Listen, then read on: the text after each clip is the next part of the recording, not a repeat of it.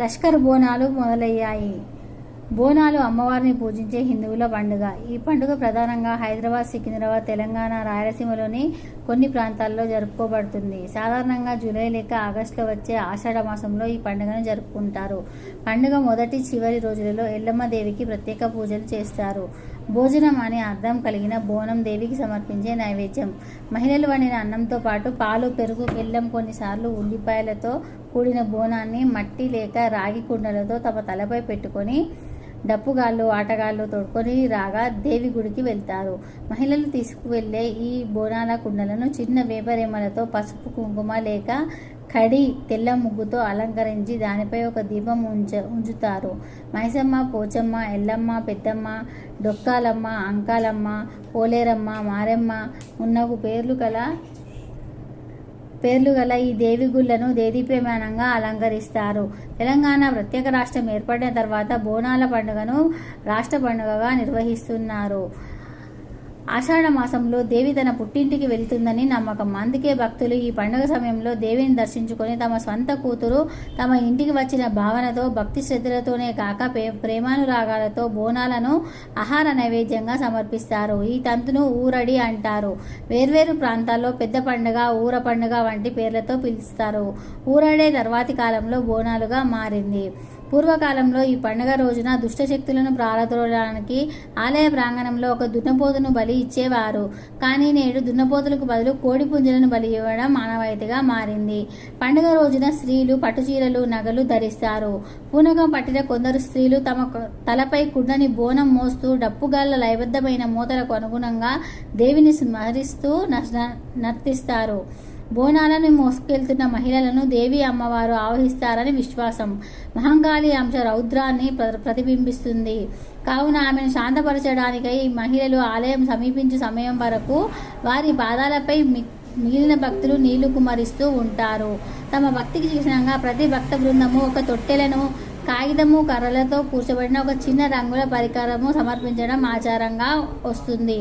బోనాల పండుగ సందోహం గోల్కొండ కోటలోని గోల్కొండ ఎల్లమ్మ ఆలయం వద్ద మొదలయ్యి లష్కర్ బోనాలుగా పిలువబడే సికింద్రాబాద్లోని ఉజ్జయిని మహంకాళి ఆలయము, బల్కంపేట్లోని ఎల్లమ్మ దేవాలయాల మీదుగా ఓల్డ్ సిటీ ప్రాంతానికి చేరుకుంటుంది.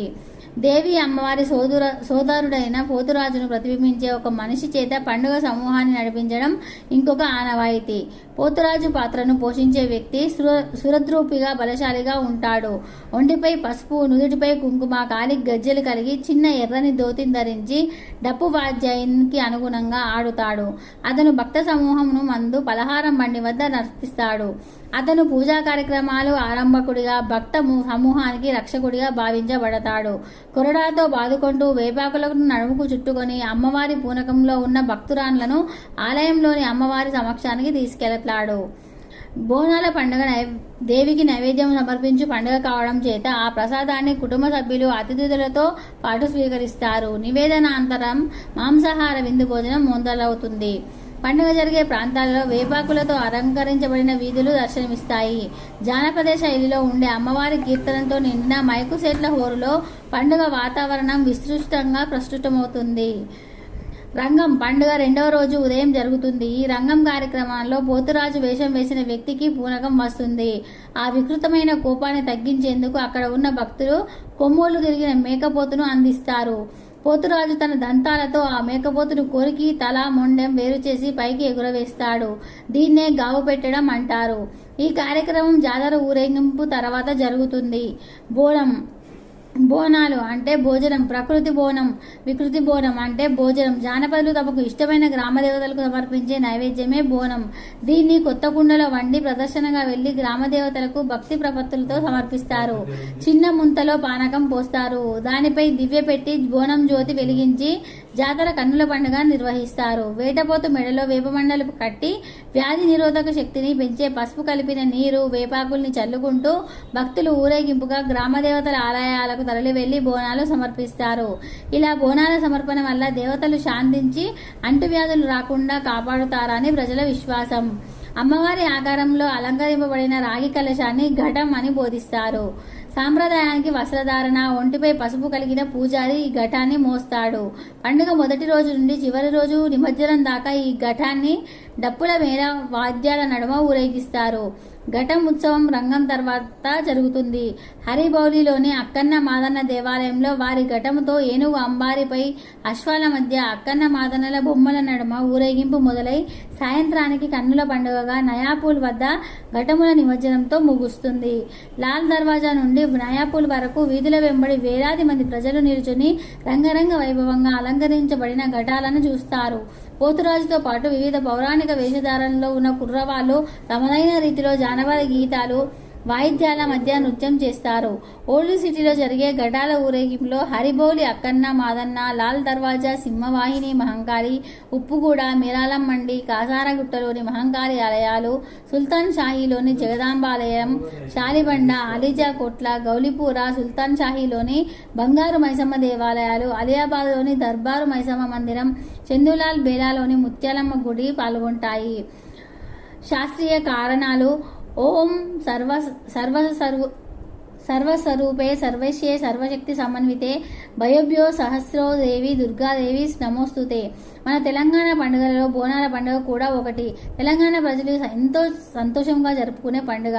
ముఖ్యంగా మన హైదరాబాద్, లస్కర్, సికింద్రాబాద్ జంట నగరాల్లో జరిగే బోనాల పండుగ అంగరంగ వైభవంగా జరుగుతుంది. అందుకే మన తెలంగాణ ప్రభుత్వం బోనాల పండుగను రాష్ట్ర పండుగగా పరిగణించింది. మొదట గోల్కొండ జగదాంబిక ఆలయంలో ప్రారంభమై తర్వాత సికింద్రాబాద్ ఉజ్జయిని మహంకాళి ఆలయంలో బోనాల పండుగను నిర్వహిస్తారు. ఆ తర్వాత చివరిగా లాల్ దర్వాజా సింహవాహిని ఆలయంలో ఇతర చోట్ల నిర్వహిస్తారు. ఆషాఢ మాసంలో ఈ బోనాల పండుగ తెలంగాణ ప్రాంతాలలో ఆనందంగా జరుపుకుంటారు. బోనాల పండుగలో ఎన్నో శాస్త్రీయ కారణాలు ఉన్నాయి. అసలు ఈ పండుగ నిర్వహించడానికి గల కారణాలు, వాటిలో మనం కొన్ని ముఖ్యమైనవి తెలుసుకుందాం. బోనాల పండుగకు శాస్త్రీయ కారణాలు. బోనం అంటే భోజనం అని అర్థమని చెప్పుకున్నాం కదా. ఆ భోజనాన్ని ఆషాఢ మాసంలో అమ్మవారికి నైవేద్యంగా పెట్టడం ఆచారంగా వస్తున్న సాంప్రదాయం. ముందుగా ఆ బోనాన్ని ఒక మట్టి కుండలో వండుతారు. అలా వండిన కుండలో సున్నము, పసుపు, కుంకుమ, వేపాకులు కూడా పెడతారు. అలా కుండపై ఒక దీపాన్ని ఉంచుతారు. ఇలా వండిన బోనం ఎంత పవిత్రమైందంటే అంతే శుభ్రమైనది కూడా. అలా వండిన బోనానికి సున్నం, పసుపు, వేపాకులు పెట్టడం వలన ఎటువంటి చెడు క్రిమి కీటకాలు రావు. ఇందులో వాడిన సున్నం, పసుపు, వేపాకులు ఇవన్నీ యాంటీసెప్టిక్, యాంటీబయాటిక్కి సంబంధించినవే కాబట్టి ఇందులోకి ఎటువంటి క్రిమి కీటకాలు బోనం లోపలికి వెళ్ళే అవకాశం లేదు. అందువలన ఈ బోనానికి ఇంత పవిత్రత, శుభ్రత ఉంటుంది. అలాగే మనం బోనంపై పెట్టిన దీపం, ఒకవేళ మనం బోనం ఎత్తుకొని వెళ్ళే దారి కనుక చీకటిగా ఉంటే అప్పుడు మనకు ఆ దీపమే తొవ్వ చూపిస్తుంది. అంటే దారిలో వెలుగు అన్నమాట. ఇది ఈ బోనం యొక్క ప్రత్యేకత. ఆషాఢ మాసంలోనే ఎందుకు చేస్తారంటే మనకు ముఖ్యంగా వానాకాలం ఆషాఢ మాసంలో మొదలై శ్రావణ మాస భాద్రపద మాసంలో ముగుస్తుంది. వానాకాలంలో మనకు కలరా, మలేరియా వంటి అంటువ్యాధులు చాలా త్వరగా వ్యాపిస్తాయి. వానాకాలంలో వచ్చే అంటువ్యాధులు చాలా ప్రమాదకరం. సాధారణంగా ఈ అంటువ్యాధులు క్రిమి కీటకాలతో పాటు ఇతర ప్రమాద జంతువులతో వచ్చే ప్రమాదం కూడా ఉంది. అందువల్ల ఆషాఢ మాసంలో ఈ బోనాల పండుగ జరుపుకుంటారు. అలాగే ఆషాఢ, శ్రావణ మాసాల్లో మహిళలు కాళ్ళకు పసుపు పెట్టుకుంటారు. ఎందుకంటే వానాకాలంలో మహిళలకు అరికాళ్ళు చెడతాయి. అలా కాకుండా మహిళలు పసుపును కాళ్ళకు పెట్టుకుంటారు. అసలు పండుగ ఆషాఢ మాసానికి సంబంధం ఏమిటంటే బోనాల పండుగకు అలంకారంగా ప్రతి ఇంటి గుమ్మాలకు, ప్రతి వీధికి వేపాకు మండలు కడతారు కనుక ఆ వేపాకులలో ఉండే గుణం ఆ క్రిమి కీటకాలను నాశనం చేస్తుంది. కాబట్టి ఈ పండుగలో వేపాకులు ప్రధానంగా వాడుతారు. వేపాకులో ఉన్న గుణం వల్ల ఎటువంటి అంటువ్యాధులు మనకు రావు. బతుకమ్మల పువ్వులు ఎలా వాడతామో అలాగే ఇక్కడ మనం వేపాకులు కూడా వాడతాం. బలి. బోనాల పండుగలో ముఖ్యమైనది బలి. ప్రధానంగా బోనాల పండుగకు మేకలను, గొర్రెలను, కోళ్లను అమ్మవారికి బలి ఇస్తారు. ఈ బలికి కూడా శాస్త్రీయ కారణాలు ఉన్నాయి. సాధారణంగా ఆషాఢ మాసంలో మొదలయ్యే వానాకాలం వలన వచ్చే అంటువ్యాధులు మనుషుల కన్నా ముందు కోళ్లకు, మేకలకు, గొర్రెలకు మొదలైన వాటికి త్వరగా సోకే అవకాశం ఉంది కనుక ఆ వ్యాధి సోకక ముందే వాటిని బలి ఇస్తారు. అందువల్ల శ్రావణ మాసంలో కొంతమంది మాంసాహారం తినరు. అమ్మవారి ఊరేగింపు. బోనాల పండుగలో ముఖ్యమైన ఘట్టం అమ్మవారి ఊరేగింపు. ఊరేగింపు సమయంలో అమ్మవారి రథం ముందు డప్పు చప్పుళ్ళు, పోతురాజుల విన్యాసాలు, వేపాకులతో పాటు గుగ్గిలం లేదా మైసాచి పొగలు వేస్తారు. ఈ ఊరేగింపుకి కూడా కారణాలు ఉన్నాయి. ఊరేగింపు సమయంలో డప్పు చప్పుళ్ళు, ఆ చప్పులతో పాటు పోతురాజు నృత్యాలు చేస్తూ అరుస్తారు. అప్పుడు ఆ డప్పు చప్పుళ్లకు, పోతురాజు అరుపుకు ఊర్లో ఉన్న కొన్ని ప్రమాదకరమైన జంతువులు భయంతో పారిపోతాయి. అలాగే దుష్టశక్తులు కూడా రాకుండా కాపాడుతాయి. గుగ్గిలం లేదా మైసాచి పొగలు ఆ దుష్ట శక్తులు రాకుండా అడ్డుకుంటాయి అనే ఒక నమ్మకం. అమ్మవారి ఊరేగింపు సమయంలో గుగ్గిలం లేదా మైసాచి పొగ వేస్తారు. ఇందుకు పొగ వేస్తారంటే వానాకాలంలో దోమలు ఇతర కీటకాలు కూడా చాలా వ్యాపిస్తాయి. అప్పుడు ఈ పొగ వల్ల అటువంటి క్రిమికీటకాలు చనిపోతాయి. అందువల్ల అమ్మవారికి మైసాచి లేదా గుగ్గిలం పొగలు వేస్తారు.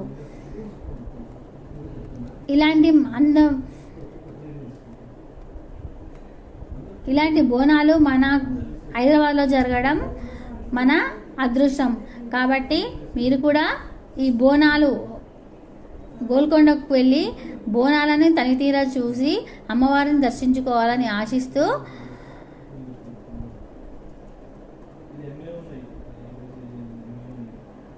ఈ వీడియో కనుక మీకు నచ్చినట్లయితే లైక్ చేయండి, షేర్ చేయండి. అలాగే మన ఛానల్ని సబ్స్క్రైబ్ చేసి పక్కనే ఉన్న బెల్ గంటని యాక్టివేట్ చేసుకోవడం అస్సలు మర్చిపోవద్దు.